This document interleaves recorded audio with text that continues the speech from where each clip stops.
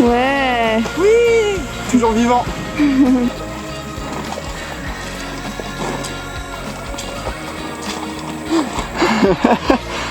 Bon, espérons que c'était la seule zone inondée du coup.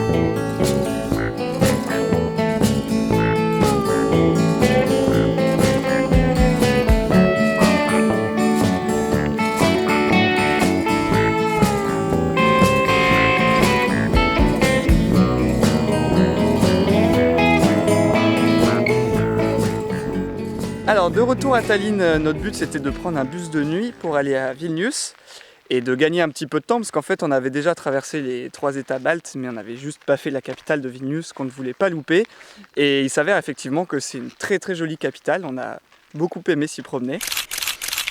Du coup, on a passé 2 jours là-bas et ensuite on a repris les vélos direction la Pologne, donc par le sud de la Lituanie. Là, voilà, nous arrivons à la frontière, donc polonaise. On a retrouvé les belles routes avec les trous, ça nous a rappelé des souvenirs. Et là, l'idée, c'est de descendre toute la côte est polonaise qu'on n'a pas encore faite, et puis ensuite de rejoindre Varsovie. Il y a juste une borne, mais la route, on en a rarement eu des comme ça pour une frontière.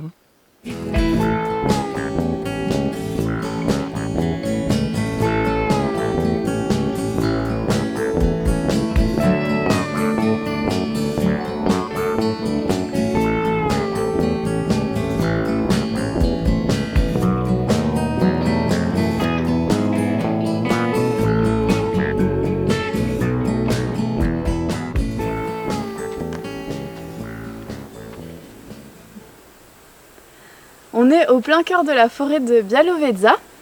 Est-ce que vous savez pourquoi elle est célèbre? C'est une des dernières forêts primaires d'Europe. Elle abrite la plus grande population de bisons au monde.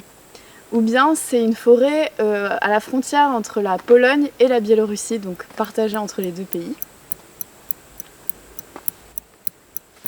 En fait c'est les trois. Et c'est pour ça que ça en fait un lieu unique qu'on a hâte d'aller découvrir. Et on va pas traîner parce qu'il y a plein de moustiques. Du coup là on va reprendre la route et arriver au cœur du village et faire une visite de cette forêt. Réveil un petit peu tôt ce matin, il est 3h du matin actuellement. Et on se lève si tôt parce que cette forêt ne se visite que avec un guide.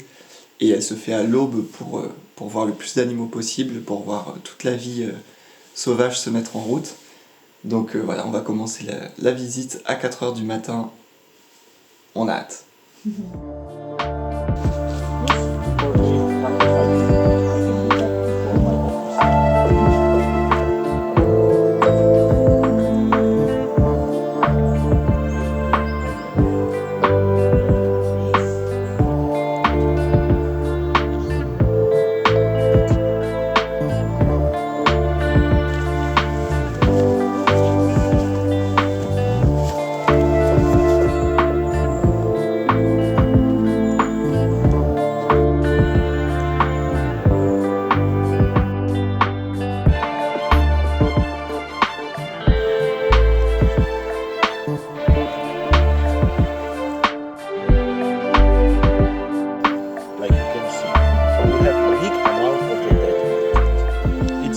Last few yearlings which are used by this wood for water and minerals transfer.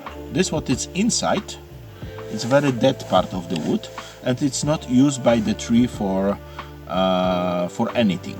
So the coniferous trees which have a resin, like a blood of the trees, they can float the inside and then it became very resistant against the fungi and the insects.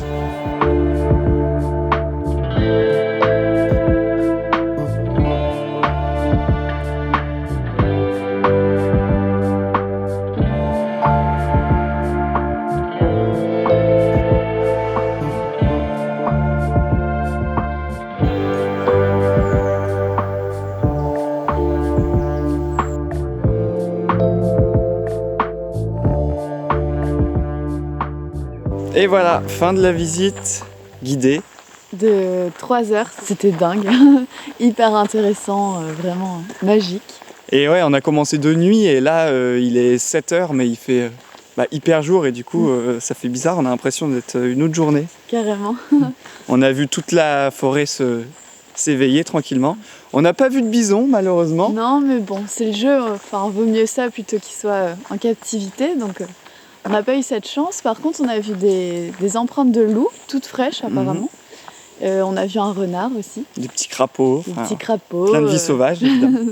Et puis on a appris plein de choses sur cette forêt qui est une des 2 dernières zones de forêt primaire d'Europe, qui n'a pas d'empreinte humaine visible, enfin qui n'a pas été touchée par l'homme et donc qui conserve son caractère vraiment naturel et donc sa biodiversité immense. C'est ça.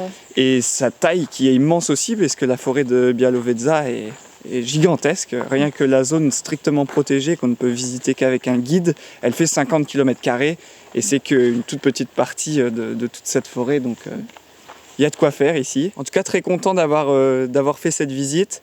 Ça se fait que guider mais voilà, ça a un côté un petit peu magique. On était heureusement tout seul dans la forêt parce que c'est un petit peu touristique aussi et les autres visites commencent après l'aube, donc on est très content pour ça d'avoir eu un créneau très tôt. Et du coup, on a pu bien observer les différentes espèces d'arbres qui étaient surtout du coup des pins, des chênes, hêtres, charmes et tilleuls aussi, et qui fonctionnent en couches en fait, donc avec des arbres très hauts et puis ça va de plus en plus bas. Et on a vu aussi énormément d'arbres au sol, mais qu'on ne peut pas considérer comme morts, parce que, comme il nous disait, il y a toute une vie après la mort des arbres, puisqu'il y a énormément d'espèces et de choses qui se développent sur les troncs. Donc c'était hyper intéressant de voir en fait tout ce cycle dans la forêt. C'était magique de le voir, comme disait Brewen, sans aucune trace humaine. Donc il n'y a eu ni plantation humaine, ni abattage d'arbres. C'est quand même assez dingue de se dire que c'est un des seuls endroits d'Europe où l'homme n'a pas touché à la forêt, soit en plantant, soit en coupant des arbres. Et c'est assez fou de penser qu'on a tout cassé à ce point. Avec les changements climatiques, la forêt est en train de changer rapidement.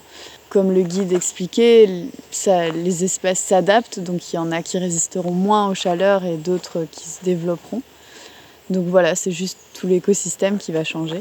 C'était intéressant aussi de voir les problèmes géopolitiques parce que la forêt est vraiment à la frontière polonaise et biélorusse et ça implique beaucoup de choses, notamment une frontière physique qui est là, donc des barrières qui peuvent poser problème pour les animaux, donc des animaux qui restent bloqués d'un côté ou de l'autre.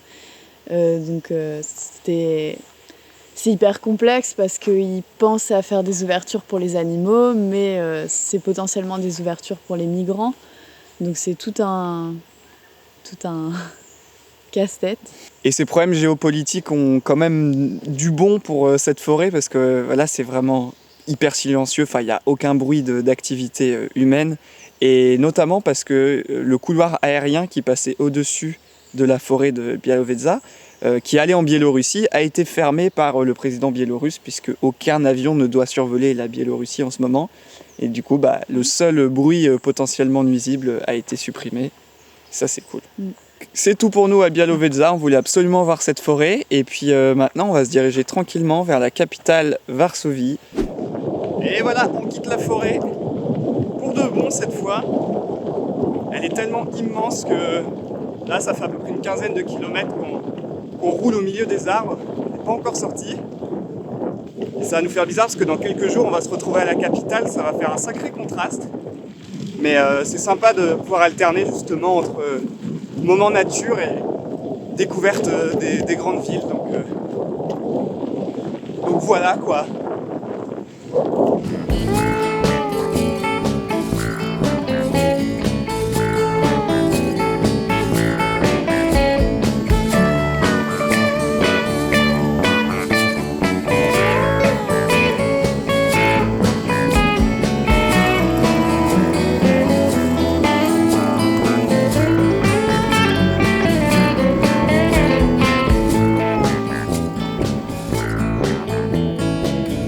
On est dans un magnifique petit camping avec vue sur le parc national. C'est un truc qui est hyper étonnant ici en Pologne, c'est qu'il y a plein de services qui sont directement chez les gens. Des campings, des chambres à louer, chambres d'hôtes, et même des épiceries parfois. Et en fait c'est vraiment chez les gens, quoi. C'est pas, on dirait que c'est pas vraiment déclaré comme étant un vrai service. Et du coup ça nous fait des campings vraiment pas cher du tout et en plein milieu de la nature, donc c'est trop bien. Là c'est vraiment magnifique.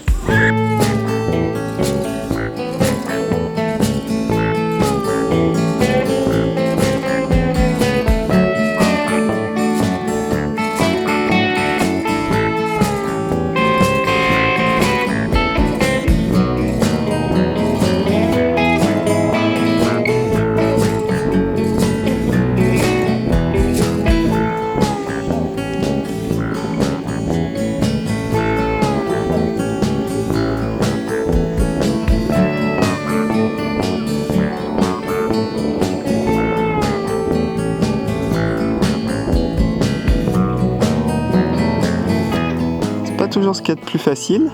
On aime bien prendre des petits chemins comme ça au milieu de la forêt. Il n'y a personne. Et d'ailleurs c'est un truc caractéristique de la Pologne, c'est des routes de sable.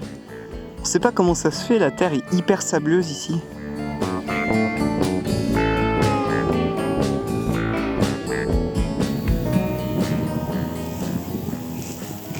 Petite récolte de mûres. Cool. Chouette.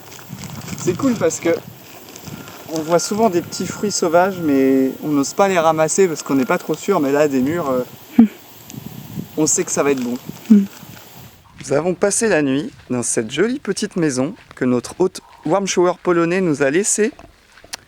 En fait, ils ont une petite maison en ville et une petite maison ici en campagne qu'ils ont rénovée. Et celle-ci, c'est pour les invités.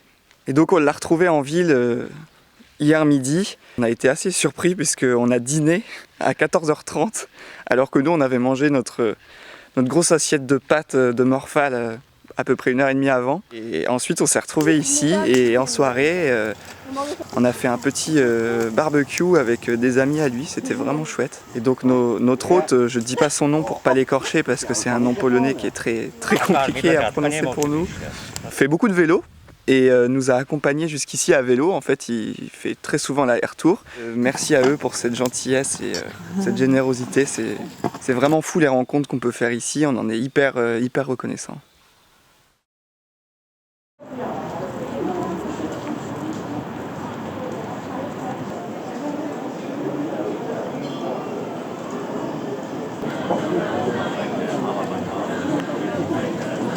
Là, après avoir longé une bonne partie de la frontière est de la Pologne, nous voilà à Lublin, qui est une super belle découverte. Et demain, on prendra un train jusqu'à Varsovie.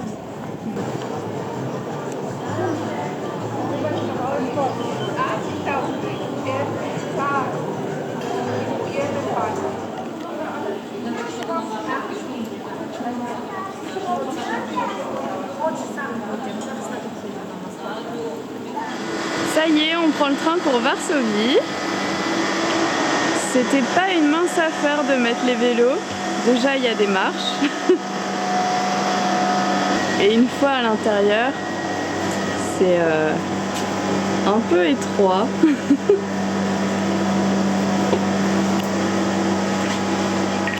L'emplacement vélo est là. Dużo miejsca jest. Jak tak strzelisz, to ci nie poleci, nigdzie nie spadnie, tylko na podłodze gdzieś będzie albo na Bon bah ça y est, nous voilà bien arrivés à Varsovie. C'est la première fois qu'on prend le train depuis le début du voyage. On avait pris une fois le bus pour couper un peu les pays baltes. Expérience mitigée dans ce train polonais. C'était pas une mince affaire.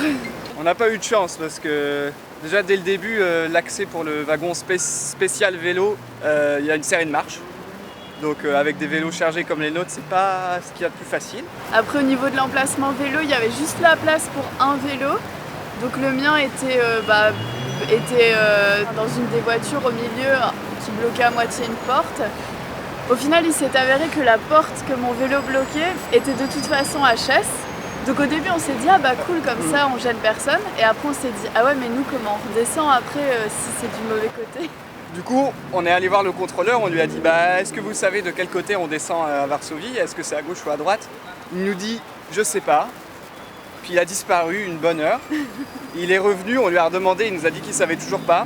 Donc là on commençait à être bien en stress et on s'est dit bon bah c'est tout, on va déplacer les vélos et les bagages dans la voiture suivante pour avoir les 2 portes qui fonctionnent et être sûr de notre coup.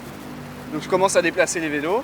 Parce qu'il fallait enlever toutes les sacoches, sinon les vélos passaient pas, parce qu'il fallait lever le vélo pour qu'il passe entre les voitures. Donc déjà, on Grosse était galère. le centre d'attention de tout le wagon. Au final, Brewan bouge un des vélos, et là, le contrôleur revient en disant « Ben non, mais faut pas le bouger, je vais l'ouvrir manuellement, la porte, il n'y a pas de souci. » Donc du coup, on est revenu au point de départ. Et au final, il s'est avéré qu'au moment d'arriver à la gare, il nous dit « Ah bah c'est bon, c'est le bon côté. » Donc notre porte fonctionnait. Mais c'était quand même un peu une galère parce qu'il y avait énormément de monde là dans cette gare et du coup pour sortir les 2 vélos avec les marches à nouveau. D'ordinaire, on se dit c'est cool d'arriver en ville par un moyen de transport autre que le vélo, c'est moins stressant, on arrive direct dans le centre. Ben là, on est arrivé encore plus stressé que si on avait dû prendre les gros axes. Mais bon, on est dans le centre, c'est bon. Donc là, on va pouvoir se poser un peu et visiter la capitale.